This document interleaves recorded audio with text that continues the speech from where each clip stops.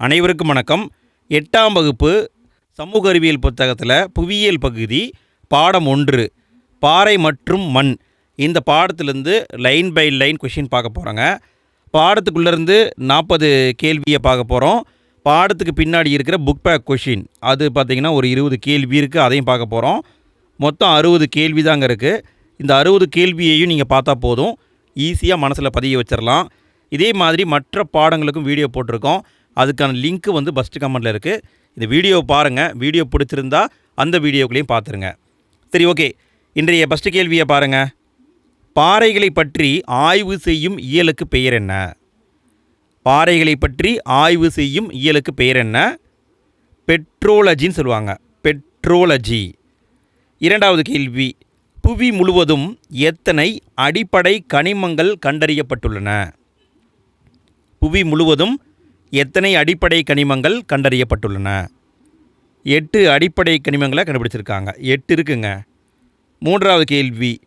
பாறைகளை தோன்றும் முறைகளின் அடிப்படையில் எத்தனை வகையாக பிரிக்கலாம்? பாறைகளை தோன்றும் முறையின் அடிப்படையில் எத்தனை வகையாக பிரிக்கலாம்? 3 வகையாக பிரிக்கலாம். அடுத்து 4வது கேள்வி.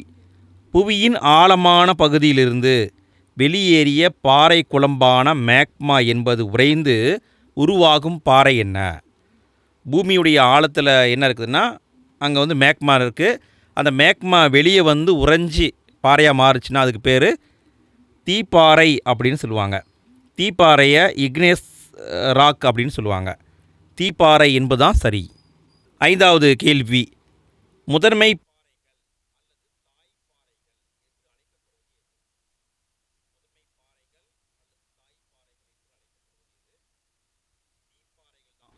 முதன்மை பாறை அல்லது தாய்ப்பாறைன்னு சொன்னால் அது தீப்பாறை தான். 6வது கேள்வி. இக்னியஸ் என்ற லத்தீன் சொல்லின் பொருள் என்ன?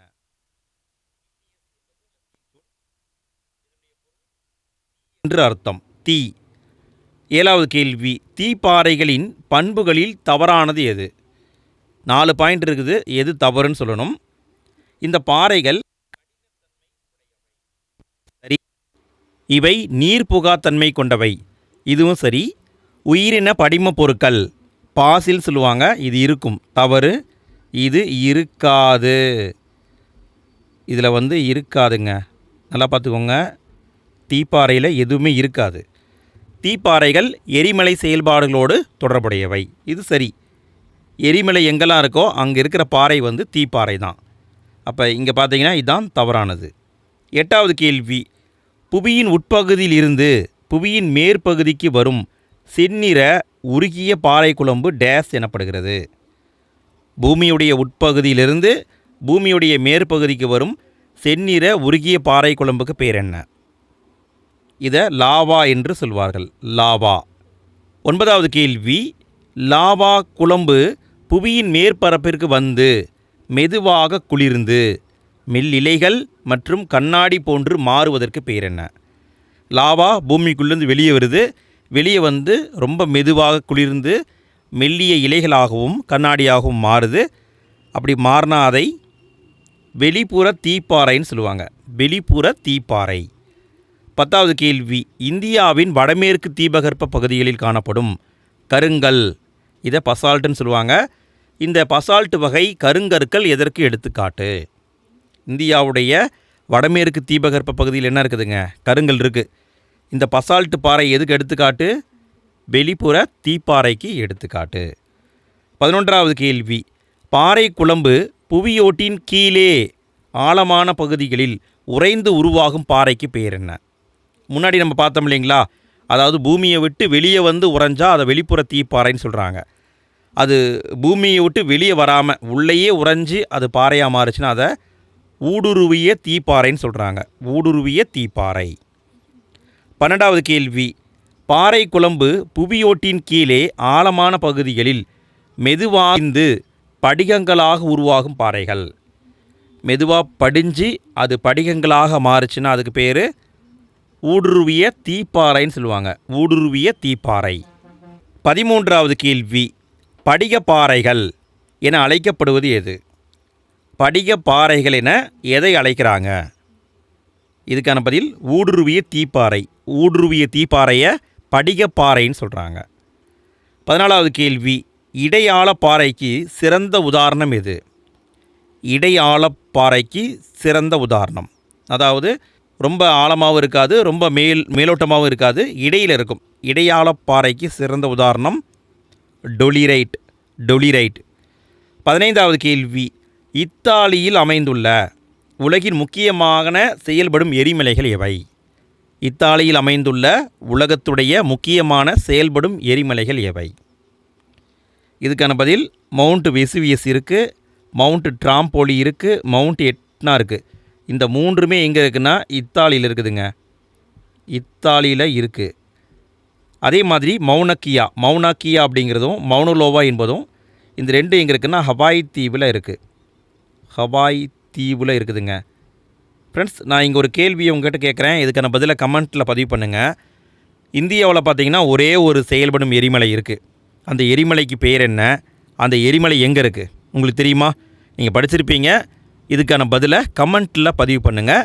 எத்தனை பேர் கரெக்டான ஆன்சர் போடுறீங்கன்னு பார்ப்போம். அடுத்து 16வது கேள்வி, அடுக்கு பாறைகள் என அழைக்கப்படுவது எது? அடுக்கு பாறைகள் என அழைக்கப்படுவது எது? படிவுப்பாறை. படிவுப்பாறையை அடுக்குப்பாறை என்றும் சொல்வார்கள். 17வது கேள்வி, படிவு பாறைகளை குறிக்கும் செடிமெண்டரி என்ற சொல் செடிமெண்டம் என்ற எந்த சொல்லிலிருந்து பெறப்பட்டது? படிகப்பாறைகளை செடிமெண்ட்ரி ராக்குன்னு சொல்லுவாங்க. இந்த செடிமெண்ட்ரி என்ற வார்த்தை செடிமெண்டம் என்ற வார்த்தையிலிருந்து வந்தது. இந்த செடிமெண்டம் என்பது லத்தீன் வார்த்தை. இதுக்கான அர்த்தம் படிய வைத்தல் என்று அர்த்தம்.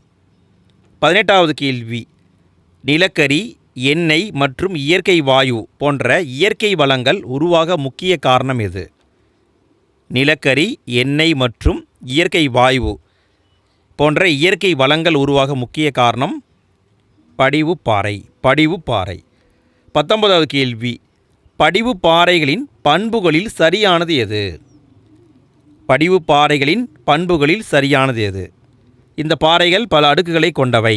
சரி. இப்பாறைகள் படிகங்களற்ற பாறைகளாக உள்ளன. இதுவும் சரி. இப்பாறைகளில் உயிரின படிமங்கள் உள்ளன. இதுவும் சரி. இப்பாறைகள் மென்தன்மை உடையதால் எளிதில் அரிப்புக்கு உட்படுகின்றன. இதுவும் சரி. படிவுப்பாறை என்பது மென்தன்மை கொண்டது. அடுத்து 20வது கேள்வி, 3.9 பில்லியன் ஆண்டுகள் வயது கொண்ட உலகத்தின் மிக பழமையான படிவுப்பாறை கண்டெடுக்கப்பட்ட இடம் எது? 3.9 பில்லியன் ஆண்டுகள்ங்க. அவ்வளோ வயது கொண்ட உலகத்துடைய மிக பழமையான படிவுப்பாறையை கண்டுபிடிச்சிருக்காங்க. அது எங்கே இருக்குன்னா கிரீன்லாந்து நாட்டில் இருக்குது. கிரீன்லாந்துங்கிற நாட்டில் இருக்குது. 21வது கேள்வி, உயிரின படிவுப்பாறைகளில் தவறானது எது? எது உயிரின படிவுப்பாறை கிடையாதுன்னு கேட்குறாங்க. இதுக்கான பதில் சாக். சாக் என்பதும் பட்டுக்கல், டோலமைட், சுண்ணாம்பு பாறை அனைத்துமே உயிரின படிவுப்பாறை தான். தவறானது எதுவுமே இல்லை, அனைத்துமே சரிங்க. தவறானது எதுவுமே இங்கு இல்லை. உயிரின படிவுப்பாறைக்கு எடுத்துக்காட்டு சாக்கு, பட்டுக்கல், டோலமைட், சுண்ணாம்பு பாறை. அடுத்து 22வது கேள்வி, உப்புப்படர் பாறைகள் என அழைக்கப்படுவது எது? உப்புப்படர் பாறைகள் என அழைக்கப்படுவது எது? ரசாயன படிவுப்பாறை. ரசாயன படிவுப்பாறையை உப்புப்படர் பாறைன்னு சொல்லுவாங்க. 23வது கேள்வி, ரசாயன படிவுப்பாறைகளுக்கு உதாரணம் எது? ரசாயன படிவுப்பாறைகளுக்கு உதாரணம் ஜிப்சம்ங்க. ஜிப்சம். 24வது கேள்வி, உருமாறிய பாறைகளை குறிக்கும் மெட்டமார்பிக் என்ற சொல் எந்த சொல்லிலிருந்து பெறப்பட்டது? உருமாறிய பாறைகளை மெட்டமார்பிக்னு சொல்லுவாங்க. இந்த மெட்டமார்பிக் என்ற சொல் கிரேக்க சொல்லிலிருந்து பெறப்பட்டது. மெட்டமார்பிக் அப்படின்னா அது கிரேக்க சொல். 25வது கேள்வி, தாஜ்மஹால் எந்த பாறையிலிருந்து உருவான வெள்ளை பளிங்கு கல்லால் கட்டப்பட்டது? தாஜ்மஹால் அப்படிங்கிறது வெள்ளை பளிங்கு கல்லால் கட்டப்பட்டிருக்கு. அந்த வெள்ளை பளிங்கு கல் எதிலிருந்து உருவாயிருக்குங்க? உருமாறிய பாறையிலிருந்து தான் உருவாயிருக்கு. உருமாறிய பாறை. 26வது கேள்வி, இயக்க உருமாற்றத்தினால் கிரானைட் பாறை என்னவாக மாறுகிறது? இயக்க உருமாற்றத்தால் கிரானைட் இந்த பாறை எந்த பாறையாக மாறுகிறது? கிரானைட் பாறை பளிங்கடுக்கு பாறையாக மாறுகிறது. நைஸ்ன்னு சொல்லுவாங்க. பளிங்கடுக்கு பாறையாக கிரானைட் மாறுகிறது. 27வது கேள்வி. வெப்ப உருமாற்றத்தினால் கருங்கல் பாறை பசால்ட்டு பாறை என்னவாக மாறுகிறது? வெப்ப உருமாற்றத்தால் கருங்கல் பாறை என்னவாக மாறுதுங்க? கருங்கல் பாறை இக்லோகைட் என்ற பாறையாக மாறுகிறது. 28வது கேள்வி. வெப்ப உருமாற்றத்தினால் மணற்பாறைகள் என்னவாக மாறுகின்றன? வெப்ப உருமாற்றத்தினால் மணற்பாறைகள் என்னவாக மாறுகின்றன? மணற்பாறை என்பது வெண்கர் பாறையாக, குவார்சைட்னு சொல்லுவாங்க, இந்த பாறையாக மாறுகிறது. வெண்கர் பாறை. 29வது கேள்வி. களிப்பாறைகள், இதை சேல்னு சொல்லுவாங்க, களிப்பாறைகள் என்னவாக மாறுகின்றன? களிப்பாறைகள் என்னவாக மாறுதுங்க? பலகை பாறையாக, ஸ்லேட்டாக மாறுகிறது. களிப்பாறை பலகை பாறையாக மாறுகிறது. 30வது கேள்வி. உலக மண் தினம் என்று கொண்டாடப்படுகிறது? உலக மண் தினம் என்று கொண்டாடப்படுகிறது டிசம்பர் 5. டிசம்பர் 5 என்பது உலக மண் தினம். டிசம்பர் 5. 31வது கேள்வி. பொதுவாக மண்ணில் காணப்படும் பகுதி பொருட்களை பொறுத்துக. மண்ணில் காணப்படும் பகுதி பொருட்களை பொருத்தணும். இதுக்கான பதில் 45% இருப்பது கனிமங்கள், 5% இருப்பது கரிம பொருட்கள், 25% நீர் இருக்குது, 25% காற்று இருக்குது. ஸோ என்னென்ன இருக்குதுன்னு பாருங்கள். கனிமம் இருக்குது, கரிம பொருள் இருக்குது, நீர் இருக்குது, காற்று இருக்குது. 32வது கேள்வி. எந்த மண்ணில் பருத்தி நன்கு வளரும்? எந்த மண்ணில் பருத்தி நன்கு வளரும்? கரிசல் மண்ணுங்க. பருத்தி மண் அல்லது ரீகர் மண் அப்படின்னு சொல்லுவாங்க. ரீகர் மண் அப்படின்னாலும் பருத்தி மண் அப்படின்னாலும் கரிசல் மண் தான். 33வது கேள்வி. எந்த மண்ணில் திணை பயிர்கள் நன்கு வளரும்? இப்போ கரிசல் மண்ணில் பருத்தி விளையும், திணை பயிர்கள் செம்மண்ணில் நன்கு விளையும். செம்மண். 34வது கேள்வி. இங்கேயே ஆன்சர் வந்துருச்சுங்க. உருமாறிய பாறைகள் மற்றும் படிக பாறைகள் ஆகியவை சிதைவடைவதால் உருவாவது என்ன? செம்மண் தான் உருவாகுங்க. உருமாறிய பாறைகள் மற்றும் படிக பாறைகள் இந்த இரண்டும் சிதைவடைவதால் உருவாவது செம்மண். 35வது கேள்வி. செம்மண் சிவப்பு நிறமாக இருக்க காரணம் என்ன? செம்மண் சிவப்பு நிறமாக இருக்க காரணம் அதில் இரும்பு ஆக்சைடு இருக்குது. இரும்பு ஆக்சைடு. 36வது கேள்வி. அயனமண்டல பிரதேச காலநிலையில் உருவாகும் மண் வகை எது? அயனமண்டல பிரதேச காலநிலையில் உருவாகும் மண் வகை சரளை மண். சரளை மண். 37வது கேள்வி. அதிக வெப்பநிலை, அதிக மழைப்பொழிவு கொண்ட பகுதிகளில் கசிந்தோடல், இதை லீச்சிங்னு சொல்லுவாங்க, இதை வச்சும் எக்ஸாம்பிள் கேட்டிருக்காங்க ஃப்ரெண்ட்ஸ். இந்த செயலாக்கத்தினால் உருவாகும் மண் வகை எது? அதிக வெப்பநிலை, அதிக மழைப்பொழிவு இருந்தால் அங்கே கசிந்தோடல் ஏற்படும். லீச்சிங் அப்படிங்கிற முறையை சொல்லுவாங்க. இந்த முறையால் உருவாகும் மண் சரளை மண். இதை டைரெக்டாகவே கேட்கலாம். கசிந்தோடல் முறை மூலம் உருவாகும் மண் எதுன்னு கேட்கலாம். சரளை மண். 38வது கேள்வி. தேயிலை, காப்பி போன்ற தோட்டப்பயிர்கள் பயிரிட ஏற்ற மண் எது? தேயிலை, காப்பி போன்ற தோட்டப்பயிர்கள் பயிரிட ஏற்ற மண் சரளை மண். 39வது கேள்வி. நன்கு வளமான மண் உருவாக ஏறத்தாழ எத்தனை ஆண்டுகள் ஆகும்? நன்கு வளமான மண் உருவாகணும்னா ஏறத்தாழ கிட்டத்தட்ட 3000 ஆண்டுகள் ஆகுங்க. 3000 ஆண்டுகள். அடுத்து நாம் பார்க்க போகிறது இந்த பாடத்துக்கு பின்னாடி இருக்கிற புத்தக வினாவிடைகள். ஃப்ரெண்ட்ஸ், இந்த வீடியோ உங்களுக்கு யூஸ்ஃபுல்லாக இருந்தது அப்படின்னு தோணுச்சுன்னா மறக்காமல் லைக் போடுங்க. வீடியோ பற்றிய ஃபீட்பேக்கையும் கமெண்ட்டில் பதிவு பண்ணுங்கள். நீங்கள் போடுற ஒவ்வொரு லைக்கும் ஒவ்வொரு கமெண்ட்டும் எனக்கு பூஸ்டப்பாக இருக்குது. இதே மாதிரி நிறைய வீடியோக்களை நான் தொடர்ந்து போட்டுகிட்டே இருக்கேன். அதுக்கான லிங்க் ஃபஸ்ட்டு கமெண்ட்டில் இருக்குது, கிளிக் பண்ணி பாருங்கள். சரி, ஃபஸ்ட்டு நம்ம பார்க்க போகிறது சரியான விடையை தேர்ந்தெடுக்கவும். 40வது கேள்வி. கீழ்கண்டவைகளில் எது பாறை கோளம் என அழைக்கப்படுகிறது? பாறை கோளம் என அழைக்கப்படுவது எது? இதுக்கான பதில் நிலக்கோளம். நிலக்கோளத்தை பாறை கோளம் என்று சொல்வார்கள். 41வது கேள்வி. உலக மண் நாளாக கடைபிடிக்கப்படும் நாள். உலக மண் நாளாக கடைபிடிக்கப்படும் நாள் டிசம்பர் 5. 42வது கேள்வி. உயிரின படிமங்கள் எந்த பாறைகளில் காணப்படுகிறது? உயிரின படிமங்கள் எந்த பாறைகளில் காணப்படுகிறது? படிவு பாறைகளில் தாங்க இருக்கும். 43வது கேள்வி, மண்ணின் மேல்நிலை அடுக்கு எது? மண்ணின் மேல்நிலை அடுக்கு எது? கரிம மண் அடுக்கு. கரிம மண் அடுக்கு. 44வது கேள்வி, பருத்தி வளர ஏற்ற மண் எது? பருத்தி வளர ஏற்ற மண் கரிசல் மண். கரிசல் மண். 45வது கேள்வி, மண்ணின் முக்கிய கூறு எது? மண்ணின் முக்கிய கூறு எது? மண்ணில் எது அதிகமாக இருக்குதுன்னு கேட்குறாங்க. அதிகமாக இருக்கிறது கனிமங்கள் தான் அதிகமாக இருக்குது. கனிமங்கள் தான் அதிகமாக இருக்குது. நீரும் இருக்குது, ஆனால் இங்கே என்ன கேட்டிருக்காங்க? முக்கியம் அப்படின்னு கேட்டிருக்காங்க. ஸோ முக்கியம் அப்படிங்கிறதுனால கனிமம் தான் சரி. 46வது கேள்வி, கீழ்கண்டவற்றில் எவ்வகை மண் பரவலாகவும் அதிக வளமுள்ளதாகவும் உள்ளது? பரவலாகவும் இருக்குது, அதிக வளமுள்ளதாகவும் இருக்குது. இதுக்கான பதில் பண்டல் மண். பண்டல் மண். அடுத்து நான் பார்க்க போகிறது கோடிட்ட இடங்களை நிரப்புக. 47வது கேள்வி, பாறைகளை பற்றிய அறிவியல் சார்ந்த படிப்புக்கு பேர் என்ன? பாறையியல் அப்படின்னு சொல்லுவாங்க. பாறையியல், பெட்ரோலஜி அப்படின்னு சொல்லுவாங்க. பாறைகளை பற்றி படிக்கிறோம்னா அதுக்கு பேர் பாறையியல், பெட்ரோலஜி. 48வது கேள்வி, செம்மண் திணை பயிர்கள் விளைவிப்பதற்கு ஏற்றதாகும்.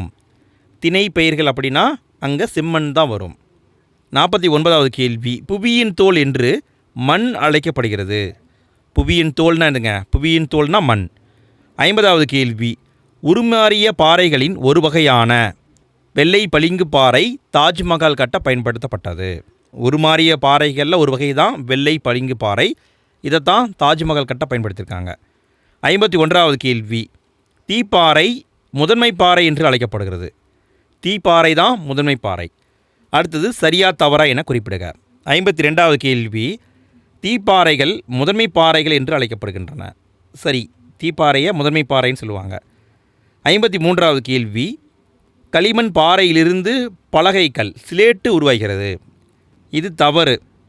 களிமண் பாறையிலிருந்து பலகைக்கல் சிலேட்டு உருவாகாது, தப்பு. 54வது கேள்வி, செம்மண் சுவறுதல் லீச்சிங் செயல்முறைகளில் உருவாகிறது. செம்மண் கிடையாதுங்க. என்ன மண்ணுங்க? சரளை மண். சரளை மண் தான் சுவறுதல், அதாவது லீச்சிங் அப்படிங்கிற ப்ராசஸ் மூலமாக உருவாகுது. 55வது கேள்வி, இயற்கை மணலுக்கு மாற்றாக கட்டுமான பணிகளுக்கு செயற்கை மணல் எம்சாண்ட் என்பது பயன்படுத்தப்படுகிறது. இது சரிதான், எம்சாண்ட்டை பயன்படுத்துகிறாங்க. 56வது கேள்வி, படிவு பாறைகளை சுற்றி எரிமலைகள் காணப்படுகின்றன. தவறு. எரிமலை எங்கே இருக்குங்க? எரிமலை தீப்பாறைகளை சுற்றி தான் இருக்கும்.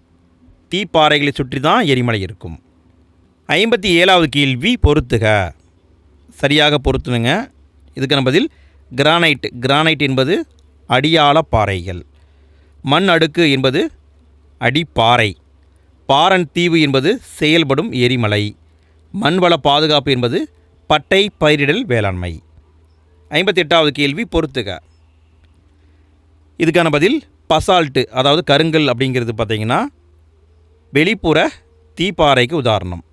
சுண்ணாம்பு பாறை என்பது படிவு பாறைகளுக்கு உதாரணம். நிலக்கரி என்பது அதனுடைய ஒரு வகை தான் ஆந்திரசைட்டு. ஜெனிஸ் நைஸ் அப்படிங்கிறது பார்த்திங்கன்னா உருமாறிய பாறை வகை. அடுத்து 59வது கேள்வி, தவறான விடையை தேர்வு செய்க. 4 பாயிண்ட் கொடுத்துருக்காங்க. எது தப்புன்னு கண்டுபிடிக்க சொல்கிறாங்க. பாருங்கள், தீப்பாறைகள் முதன்மை பாறைகள் என்று அழைக்கப்படுகிறது. சரி. பாறைகள் வானிலை சிதைவினால் மண்ணாக உருமாறுகிறது. இதுவும் சரி. படிவு பாறைகள் கடினத்தன்மை கொண்டவைன்னா தப்பு. படிவு பாறைகள் மென்தன்மை கொண்டவை. மென்தன்மை கொண்டவை. தக்கான பீடபூமி பகுதிகள் தீப்பாறைகளால் உருவானவை. சரி. அப்போ இங்கே தவறானதுன்னா இதுதான் தவறானது. 60வது கேள்வி, தவறான விடையை தேர்வு செய்க. இங்கேயும் 4 பாயிண்ட் இருக்குது.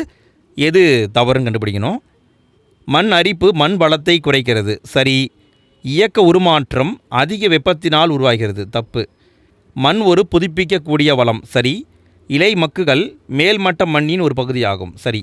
அப்போ இங்கே பார்த்தீங்கன்னா 2வது பாயிண்ட் தான் தவறு. 61வது கேள்வி கடைசி கேள்விங்க. இதோட வீடியோ முடியுதுங்க. சரியான கூற்றை கண்டறிக. கூற்று, படிவு பாறைகள் பல்வேறு அடுக்குகளை கொண்டவை. காரணம், படிவு பாறைகள் பல்வேறு காலங்களில் உருவானவை. படிவு பாறைகளில் பல்வேறு அடுக்கு இருக்குது. அதுக்கு என்ன காரணம்? படிவு பாறைகள் பல்வேறு காலங்களில் உருவாகியிருக்கு. அப்போ இங்கே பார்த்தீங்கன்னா கூற்றும் காரணம் சரி.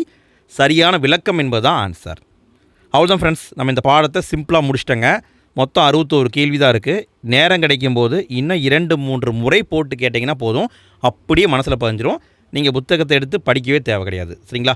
இதே மாதிரி மற்ற பாடங்களுக்கு நாங்கள் வீடியோ போட்டிருக்கோம்.